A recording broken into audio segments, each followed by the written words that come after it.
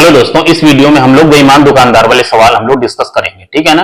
देखो, बेईमान दुकानदार के जो सवाल हैं, अगर आप अपने आप को दुकानदार मान के सवाल को सॉल्व करेंगे तो बहुत ही आसानी से सवाल बन जाएंगे। ठीक है ना। और सारे सवाल हम लोग सीपी और एसपी का रेशियो मान के हम लोग सॉल्व कर सकते हैं। ठीक है ना। बस एक छोटी सी चीज समझ लीजिए, किसको आप सीपी के साइड लिखेंगे और किसको आप एसपी के साइड लिखेंगे। ठीक है ना। तो एक चीज आप हमेशा याद रखिए कि जो वेट आप तौल के देंगे, मतलब जो दुकानदार तौल के देगा, वो हमेशा सीपी के साइड लिखा जाएगा। ठीक है ना। और जो नेट वेट होगा, जो ओरिजिनल वेट है, जो हमें देना चाहिए था, वो हमेशा एसपी के साइड लिखा जाएगा। ठीक है ना।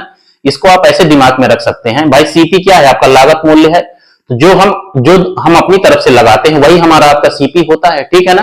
तो जो दुकानदार अपनी तरफ से तौल के देगा वो हमेशा सीपी के साइड लिखा जाएगा। ठीक है ना। अब देखो, हम लोग सवाल करेंगे तो वो चीजें आपको बहुत ही आसानी समझ में आएंगी। ठीक है ना। देखो, क्वेश्चन नंबर आपका 67 है। एक बेईमान दुकानदार अपने क्रय मूल्य पर सामान बेचने का दावा करता है, लेकिन प्रत्येक किलोग्राम के लिए 960 ग्राम का गलत वजन उपयोग करता है। तो उसका लाभ प्रतिशत आपको बताना है। ठीक है ना। देखो, दुकानदार ये कहता है कि मैं क्रय मूल्य पर ही सामान आपका बेच रहा हूं, सीपी पे ही। ठीक है ना। लेकिन उसको क्या है, 1 केजी की जगह में 960 ग्राम दे रहा है। मतलब देना चाहिए उसको 1000 ग्राम, लेकिन अपनी तरफ से वो कितना दे रहा है, 960 ग्राम। ठीक है ना। तो जो दुकानदार अपनी तरफ से तौल के देगा वो हमेशा सीपी के साइड लिखा जाएगा। ठीक है ना। तो दुकानदार कितना तौल के दे रहा है, 960। ठीक है ना। तो देखो, सीपी और एसपी का हम लोग रेशियो लिख रहे हैं। ठीक है ना। दुकानदार कितना तौल के दे रहा है, 960 ग्राम। ठीक है ना। तो वो सीपी के साइड। ठीक है ना। और जितना हमें देना चाहिए वो हमेशा एसपी के साइड लिखा जाएगा। ठीक है ना। तो देना हमें कितना चाहिए, 1000 ग्राम, तो उसको आप एसपी के साइड लिखिए। ठीक है ना। अब देखो, यहां से अब ग्राम की कहानी खत्म हो जाती है। ठीक है ना। जैसे ही हम रेशियो में लिखेंगे, देखो रेशियो में क्या होता है, जो है रेशियो में दोनों नंबर आपके कट जाते हैं, तो भाई यूनिट भी कट जाएगी। जैसे ये भी ग्राम में है, ये भी ग्राम में है, तो ग्राम से ग्राम आपका कट जाएगा। ठीक है ना। तो इस रेशियो को सॉल्व करने से आपका रुपीस का रेशियो आएगा, जिससे आप डायरेक्ट प्रॉफिट निकाल सकते हैं। ठीक है ना। अब ये बिल्कुल भी ग्राम नहीं रह गया। ठीक है ना। अब देखो, इसको आप सॉल्व कर लो। 0 से आपका 0 कट गया, ये 4 से काटो, कितना हो गया आपका 24, और ये 4 से आपका 25 हो गया। ठीक है ना। तो 24 का सामान आपने 25 में बेचा, तो कितने का लाभ हुआ, 1 रुपए का लाभ हुआ आपको। ठीक है ना। लाभ प्रतिशत में हम लोग क्या करते हैं, हमेशा नीचे क्रय मूल्य को रखते हैं। तो वो कितना है आपका 24, और हमें परसेंटेज में बदलना है तो गुणे 100। ठीक है ना। इसी को सॉल्व कर लीजिए तो कितना हो गया, ये 25 और बटे में आपका 6। ठीक है ना। 25 बटे 6 को आप सॉल्व करेंगे तो कितना हो गया, 6 चौको 24 और 1 25, 4 सही 1 बटे 6% का उसको लाभ होगा। ठीक है ना।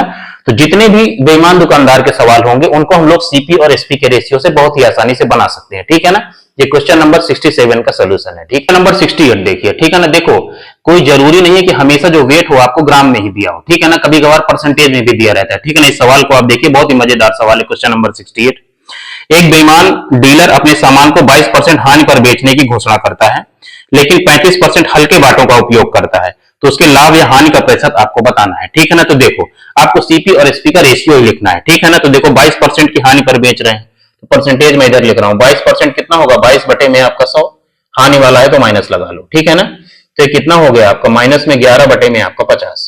ठीक है ना। 50 रुपए का सामान उसने 11 कम करके बेचा है, तो कितने में बेचा होगा, 39 में। 50 का सामान उसने 39 में बेचा है। ठीक है ना। अब देखो, वेट में वो क्या कर रहा है, 35% हल्के बाटों का प्रयोग कर रहा है। ठीक है ना। तो 35% का फ्रैक्शन क्या होगा, 35 बटे में आपका 100।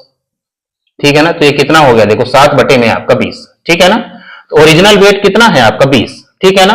वो उससे 7 कम करके दे रहा है, मतलब कितना देगा, 20 में 7 गया 13। ठीक है ना। तो दुकानदार आपका 13 दे रहा है। ठीक है ना। तो सीपी के साइड हम क्या लिखते हैं, जो दुकानदार दे रहा है। ठीक है ना। तो सीपी के साइड आप 13 लिखिए। जो ओरिजिनल वेट कितना है आपका 20, उसको आप एसपी के साइड लिखिए। ठीक है ना। इस रेशियो को आप सॉल्व करेंगे तो आपका आंसर आ जाएगा। ठीक है ना। अब देखो, रेशियो का एक ही बेनिफिट है कि चीजें जो कट रही हो उन्हें पहले आप काट लीजिए।